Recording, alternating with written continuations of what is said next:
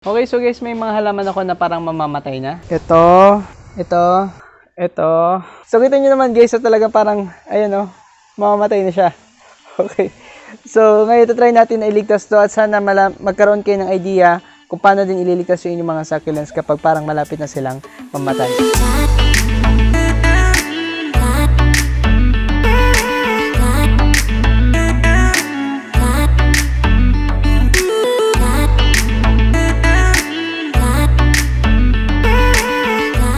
Okay, so hindi na tayo stable. So dito makikita natin na meron tayong tatlong problems. Yung una, ito nandito, nagkaroon siya ng stem rot, itong ating Echeveria bluebird. So hindi kasi siya natuyo agad nung umulan, kaya ayan, kumalat yung rot niya. So ayusin natin yan mamaya. Ang kasunod naman na yung ating Sedeveria leticia na laging binabalikan guys ng mealybug. So meron pa kayong makikita isa na andito, ayan o, meron siyang puti. So mealybugs yan. At lastly, meron tayo dito na overwater na starlight. Hindi rin kasi natuyo agad yung potting mix ito. Kaya ayan, naglalagas yung leaves niya. At nabulok na talaga yung isang ulo. So, alisin muna natin yung mga dry leaves na to, no?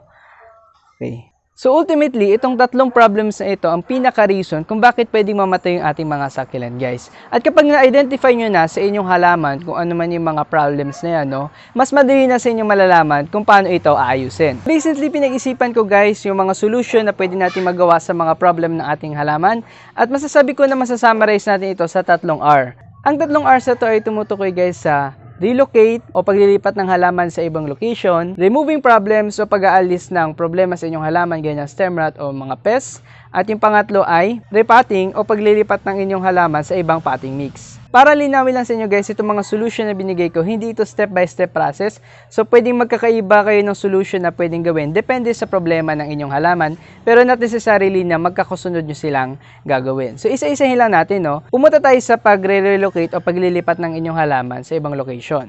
Pwede yung tumukoy guys kapag nabulok yung inyong halaman, natagalan sila sa ulan, or kapag meron silang infestation ng mealybugs, so kailangan nyo silang ihiwalay sa inyong mga halaman. Ngayon, sa akin, dahil kita niyo yung plant shelf ko dito, medyo exposed siya dito sa baba. So yung mga halaman na nandito, medyo nabababad sila sa ulan. Kaya ang ginagawa ko, pinagpapalit ko sila ng position dito sa mga halaman ko sa itaas. Kapag nakita ko na dry na itong halaman ko sa itaas, ibababa ko lang siya dyan. So, para maulanan sila. Tapos itong medyo basa na halaman na naulanan recently, ilalagay ko dito sa taas. So, ito pwede nyo gawin guys kapag meron kayong iba-ibang location sa inyong lugar na iba-iba yung amount ng ulan na nare-receive. So, pwede nyo i-cycle ito. Ayan. Para hindi lahat nabababad ang inyong mga halaman. So, may iba na natutuyo, may iba na pwedeng maulanan kung gusto nyo na yung ulan na ang magdidilig sa kanila. Pero idudugtong ko lang doon guys na kapag ang inyong halaman ay overwatered na sobrahan na sa ulan, huwag nyo silang ilalagay sa sobrang dilim na area kung saan hindi sila matatama ng araw at hindi sila matutuyo. So sa akin, itong plant shelf ko na ito, same amounts ng sunlight ang nare-receive nila dito sa taas at dito sa baba. Ito lang yung medyo mas madalas na nauulanan. Papansin nyo rin na yung plant shelf ko, nilipat-lipat ko na location dito sa area namin kasi dito may puno, so nalililiman sila. So pwede nyo rin gawin yon, mag-change kayo ng location ng plant shelf ninyo para ma-receive ng inyong mga halaman yung maximum amount ng sunlight na para sa kanila. Pagkalipas ng ilang panahon guys, pagkatapos nyo silang i-relocate, kapag napansin nyo na yung overwater nila na pot ay natuyo na, ibig sabihin okay na yung halaman ninyo na iligtas nyo na sila. Pwede nyo na silang iwanan sa dati nilang lugar, basta batayin nyo lang guys na hindi sila ma-overwatered ulit. Pumunta naman tayo sa ikalawang solution guys at yun yung removing problems. Pwede itong tumukoy sa pag-aalis ng stem rot ng ating halaman o pag-aalis ng pests ng mga mealybugs kung meron man, no? So sa aking Echeveria bluebird guys na nagkaroon ng stem rot, tinanggal ko siya dun sa kanyang pot. Tapos kumuha ko ng kutsilyo, nilinisan ko lang yun ng alcohol, tapos saka ko pinutol yung part niya na may rat. So kung kayo guys magpuputol ng inyong halaman, siguraduhin nyo na walang matitirang rat dun sa stem nila. So ibig sabihin wala sanang nangingitim dun sa cut na area na ginawa ninyo. Lahat sana ay malinis, gaya nung makikita nyo na nangyari dito sa ginawa ko. Nilagyan ko rin siya ng neem gold para matuyo kaagad yung kanyang stem. Pero yung iba pwede rin gamitin yung cinnamon. Ako dati ginagamit ko rin yung cinnamon. Naubusan lang ako ng cinnamon ngayon, so neem gold yung aking nilagay. So sa akin namang Sedeveria leticia, pinutol ko na siya dun sa kanyang original na stem kasi feeling ko na dun sa lumang soil niya yung mealybugs, hindi na sila siguro mawawala doon. Tapos yung ulo guys, hinugasan ko sa running water para masigurado ko na wala na talaga mealybugs sa matitira doon. So medyo matagal ko siyang hinugasan, no? So kung wala naman silang farina na masisira ng pagbubuhos ng tubig, pwede nyo itong gawin. Doon naman sa kanyang original na stem na naiwan doon sa kanyang lumang potting mix, hindi ko na inalis yon dahil baka mahirapan yung mag-root ulit. Ang ginawa ko, nilagyan ko na lang ng Circle G yung kanyang dating soil para kung may mealybugs man doon, mamamatay na sila. So reminder lang guys, yung ating Circle G ay isang uri ng systemic na insecticide. Ibig sabihin, i-absorb ito ng halaman, tapos kung ano mga insekto nakakagat dun sa halaman, may inom nila yung insecticide na nandun sa halaman at mamamatay sila kapag meron kayo nilagay na Circle G. Ngayon guys, kung naalis na ninyo lahat ng mga pests, mga mealybugs sa inyong succulent at nalagyan nyo siguro sila ng insecticide, gumana na yon, namatay na yung mga pests nila, congratulations, naligtas nyo na yung inyong halaman. So, pwede na kayo makahinga ng maluwag. Pero kung pinugot nyo sila guys, sinanggal nyo yung ulo nila, gaya ng ginawa ko dito sa mga halaman na ito. So, in-air dry natin to ng ilang araw, no? Tuyo na sila. Kailangan nyo pa rin silang i-repot para masabi na success yung pagliligtas nyo sa kanila. So, ito, gaya na sabi ko, 5 days na ito na mula nung pinutol ko siya. So, pwede na natin itong itanim ulit. So, pati ito, ng ating Echeveria Bluebird. So, kukunin ko lang guys yung ating material sa pagtatanim. Tapos, tanim natin sila. Okay? Okay, so additional tips lang guys kapag nagre-repa tayo ng halaman na na-overwatered, nababad sa ulan. Kung ililigtas nyo sila, try nyo silang i-rescue, gumawa kayo ng adjustment sa inyong potting mix. So ito na yung magandang time para baguhin yung ratio ng potting mix na ginagamit niyo. Ako guys, sa loob ng maraming buwan na naghahalaman ako, napakarami kong potting mix na ginawa. Nag-experiment ako ng iba-iba, ng may lupa, walang lupa, lutong ipa, hindi luto na ipa. Doon nyo lang malalaman yung talagang suitable sa inyong mga succulents, depende sa inyong area. Kasi dahil kahit meron tayong 70 to 30 na ratio na sinasabi, no, ito ay general lang na potting mix, pero hindi natin masabi na effective ito sa lahat ng area. So may iba, mas maraming inorganic material, may iba, mas maraming organic material. Para sa akin, na medyo pinapaulanan ko yung mga halaman ko, ang ginagawa ko 80% na pumice, tapos 20% na carbonized rice hull na lang ang nilalagay ko. Dinadagdagan ko ng pumice kasi lagi silang naulanan. So makikita nyo rin sa clip na ipapakita ko guys, na yung ating Echeveria Starlight.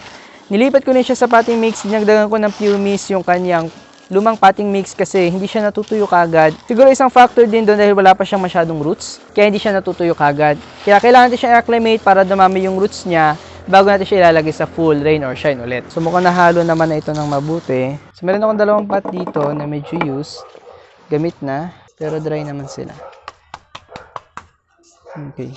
So masasabi ko sa inyo guys na yung pots natin mas permanent sa ating mga halaman. Kaya kung konti lang yung pots nyo sa umpisa, dadami din yan kasi may mga halaman tayo na mamamatay talaga.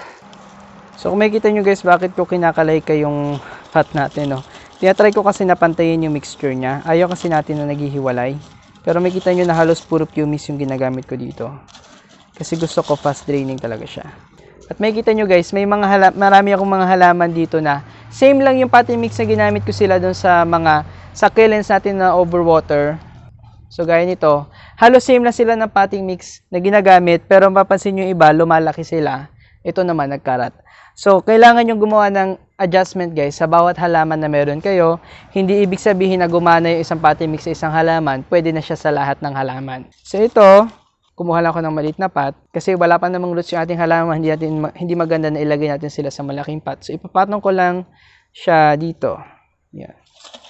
Gagawa tayo ng mound para nakapatong siya. Mas mataas yung gitna. So kung makikita nyo dito sa ilalim guys, nagtatouch na yung stem niya sa soil, sa mga bato. So dyan natin makikita yung mga roots na lalabas. So hindi natin ito bibigyan ng full sun, partial sun lang habang naguugat siya. Huwag nyo rin ilagay yung inyong mga bago tanim guys sa madilim para hindi naman sila magkarat, no? At para makapag-produce sila ng pagkain para makapag-ugat sila. So ilalagay lang natin ito sa partial sun. Tapos isusunod natin isa. Ito. Itong ating Leticia. Ayan. So dahil wala rin siyang masyadong roots ito, nagka-root na panibago, no? So itutusok na lang natin ito. Pero tatanggalin lang natin yung dry leaves niya sa ilalim. So idagdag ko lang din pala guys, no? Repotting ang pinakamalaking bagay na pwede nyo maitulong sa inyong mga halaman na parang mamamatay na.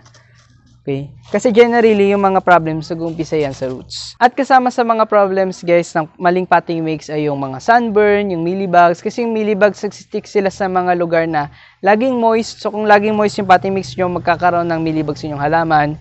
Yung rat, dahil din yan sa laging moist na potting mix. Yung sunburn, kapag hindi sila nakaugat, dahil masyadong masikip yung potting mix nila, hindi porous. So, wala silang ugat, mas mabilis silang masa-sunburn. Kaya napakaraming problema, guys, ang pwede mangyari pag mali yung potting mix na ginamit natin. Kaya kung may nakita kayong problem sa halaman nyo, guys, lagi nyo i-check kung tama ba yung potting mix nila. So, ngayon nakapat na yung ating mga nire-rescue na halaman, guys. Hintayin na lang natin na makapag-acclimate sila, makapag-root sila ng panibago. Kapag ginalaw nyo sila tapos nakakapit na talaga sila, yun, rooted na sila, saka natin masasabi na 100% success yung ating ginawang pagre-rescue sa ating mga halaman. Ngayon guys, kung gusto niyo namang malaman kung kailangan nyo bang i-rescue yung mga halaman, may mga problema ba sila na baka hindi halata, meron tayong video para doon sa 5 signs ng unhealthy succulents. May kita niyo sa playlist natin na Basics for Beginners. At ganun din guys, gusto ko lang i-announce na magkakaroon tayo ng channel memberships dito sa Kalay Plants. So pwede kayo makatulong, makasupport sa ginagawa natin ng mga videos. Kapag members na kayo guys, magkakaroon kayo ng sticker sa inyong pangalan sa comment section na nagpapakita na members kayo. Ibig sabihin, nagsusupport kayo dito sa channel. At ganoon din guys, bibigyan ko kayo ng regular na shoutout sa mga video natin. At siguro sa susunod, magkakaroon tayo ng mga extra features para sa mga members natin. Pero syempre guys, hindi naman requirement yung membership, no? Para makita niyo lahat ng mga tips natin. Kung ano yung tips na meron para sa mga members, meron din sa mga regular na subscribers lang. So, hindi nyo kailangang mag-alala kung hindi nyo kaya na makapag-member. Pero siguro yung mga members natin, mauuna sila sa mga video bago makita yon ng ating mga subscribers. So, ngayon guys, hindi nyo naman talaga kailangan mag-member. Ulitin ko lang, no? Pero kapag nag-member kayo, makakatulong kayo dito sa ating channel, sa Kalay Plants, para masupport yung ating mga videos na ginagawa at mas maraming pa tayong tulungan sa hinaharap sa mga future natin ng mga videos, mga projects. Kung nagustuhan nyo din ng video na to guys, sana i-click nyo yung like at sana mag-subscribe kayo dyan sa baba kung hindi pa kayo nakasubscribe. At ganun din, kita-kits na lang tayo ulit sa susunod. Bye-bye!